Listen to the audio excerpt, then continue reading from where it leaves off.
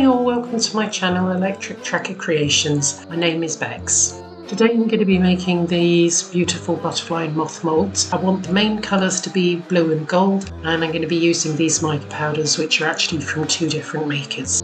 So let's get started. I'm starting with the moth, so I'm turning over the butterfly. I have alcohol ready to help me clean up the powder when I go over, as I'm sure I actually shall. To start off with, I want to make the antenna black, and straight away I've managed to drop powder. In case you can't tell, this is all going to be voice over me because the original audio for this video is a little bit of a mess. I sped this up a bit because it took me over half an hour to paint both the moulds, not just the painting but the cleanup as well. I wanted some black on the body of the moth with the gold showing through, as I didn't want it to actually be solid gold. So I paint the black on, and then using an alcohol with cotton bud I take off the black on the raised bits of the mould, and this should mean that the next colour will show through.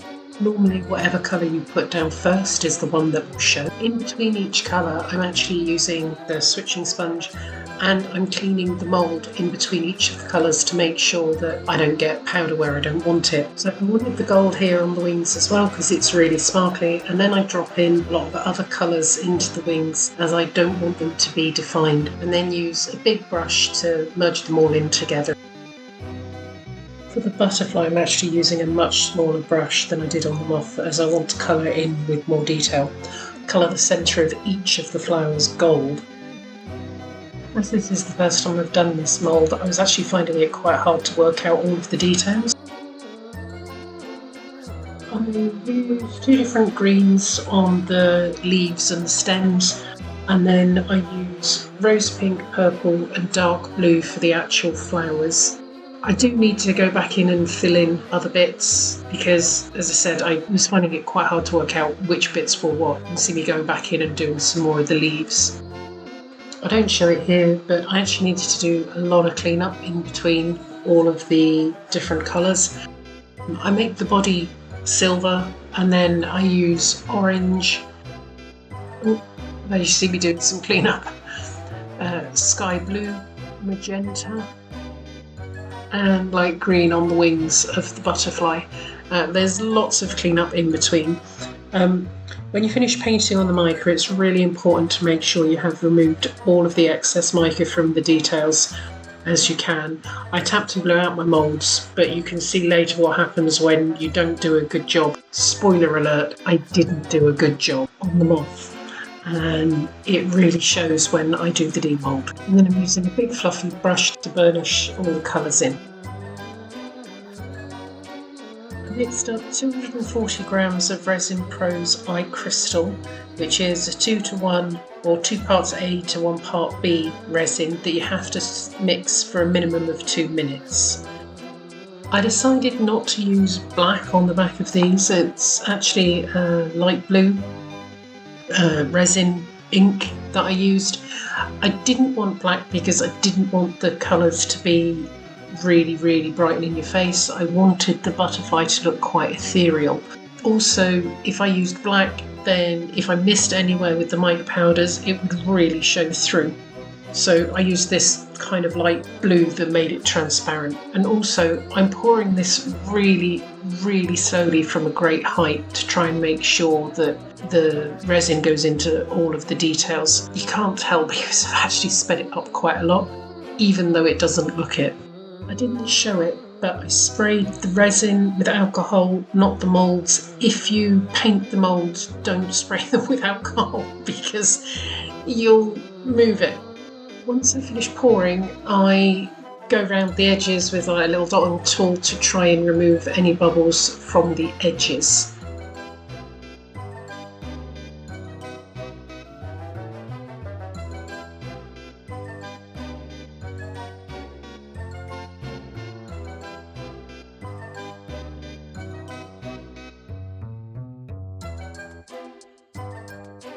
I have a little bit of resin left over. I decide I'm going to do this little Sugarcraft dragonfly mould. It actually comes out really well. I spray it with alcohol beforehand, again to try and help the resin get in all of the tiny little nooks and crannies.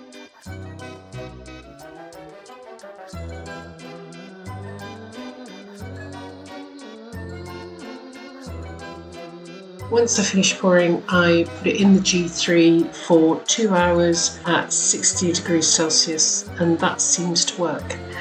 Be back on the flip side. Time to demold. This is the best bit. I absolutely adore the colour on the backs of these. So pretty. Quick tip, clean your moulds while the resin is still in them. It makes your life so much easier in the long run. I was really happy with this dragonfly mould. I can't believe how well the resin went into all the tiny little stems and etc. I was expecting this to break apart. But it's so pretty. Look at that. Couldn't believe it. And on the white, so I might give it a background or put it on something white in the future when I use it. I did know that it would be a matte dragonfly because the mould was a Sugarcraft mould and they're always matte. And the main event is the mould. I was really excited to see how the colours would come out. And it took me a little bit. As I said, it was a new mould and I was really worried about how the antenna would come out, but it was really good. It is a Temu mould. Then, you know, there is a little bit of overpour, but I quite liked the colour, but it wasn't as obvious as I wanted it to be. So I was thinking I'm going to have to come back and fix that. Moving on to the butterfly, this was a lot easier to demold, thank goodness. Although I did need to be a little bit careful of some of the leaf areas. Really, really happy with the colours on this. It's not as shiny as I'd want, but checking out the mould, it's not such a shiny mould either. Time to fix the moth. Due to too much mica, I ended up with lots of crackles that I didn't like and didn't really like how the colours went either. To fix the holes, I used UV resin and a tiny silicone tool to fill in the crinkles. I put each one under the UV light for about 30 seconds, and then once I'd filled them all in, I put the whole moth under for about 5 minutes. On to my bad decision. I decided I wanted to use gold leaf on the moth to recolour the areas that I wasn't happy with. By the way, I do speed through this as it took me a long time. Anyway, I used Mod Podge to paint where I wanted the gold leaf. I waited for it to dry and then laid the gold leaf down on top of it. Using a brush, I then brushed off any excess gold leaf. Sounds great. I'm going to be honest here, I've seen lots of people use gold leaf and they make it look easy. I have to say, so far for me, it's gold leaf 2 and me 0. I mean, here it looks like it's going really well, if slowly, and this is massively sped up. But, oh yeah, you'll see in a minute. Thank you to all my wonderful subscribers, I really appreciate your support. If you haven't subscribed yet, please press the button below. It's free and it helps my channel grow. There's also a buy me a coffee option with no obligation. Any donations go toward creating new content. Disaster strikes after I do these green leaves. I wanted the wings to be multicoloured, so I got lots of flakes of different colours and put them on the leaves. You can see the residue of that around the moth as I colour in with the acrylic marker pens now. It was a disaster. I had to wipe it all off. I think maybe my issue was I didn't leave it long enough to dry, and that meant the gold leaf just didn't stick properly. It could have been many things. Either way, I'm actually really happy with how this ended up. I am using the brush there on and off to try and remove any excess glitter that was left. So pretty! For the final touches, I drilled a hole in the back of the moth and attached a picture hook so it can go up on the wall. For the butterfly, I'm going to drill a hole here so that I can make it into some kind of like mobile. To make the mobile, I got some clear fishing line. I got it while I was making jewellery. Some tiny crimp beads, which are special beads that you can flatten. A lobster clasp, although you could use a jump ring or a loop of some sort, and some blue agate beads. The only tools I needed was a pair of scissors to cut the fishing line and a pair of flat nose pliers to crimp the crimping beads. It also turns out you need the ability to see tiny things and hands that work without constantly trying to throw your little pieces everywhere. Who knew? Cut the fishing line longer than you want the mobile to be. It helps, I promise, especially at the end. Put the crimp bead on the end of the fishing line.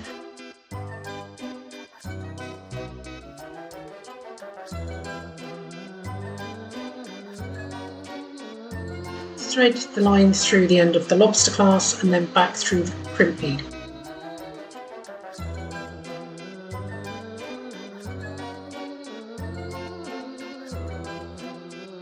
Use the pliers to flatten the crimp bead and then test it. If the fishing line moves, flatten the crimp bead some more.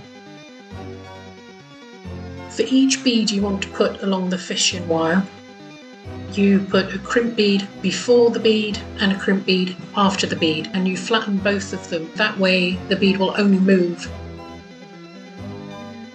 within that space. Now I put the crimp beads exactly on either side of the bead so the bead won't actually move.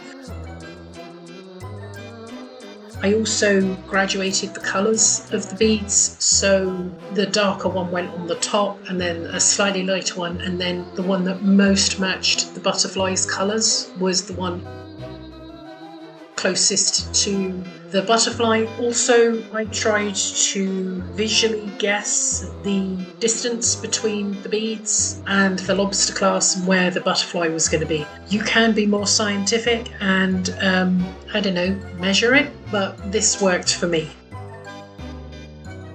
You then complete the mobile by putting on a crimp bead, adding the butterfly, and then putting the fishing line back through the crimp bead. Crimping the bead together and then cutting off the excess. Now, one of the things you can do is you can add additional crimp beads at each point. You can double up the fishing line if you want.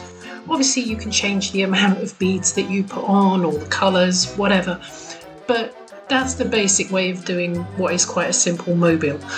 I'm calling it a mobile, not a sun catcher, because before I started doing videos I tried to do a sun catcher mould, and that is anything but simple to actually put together.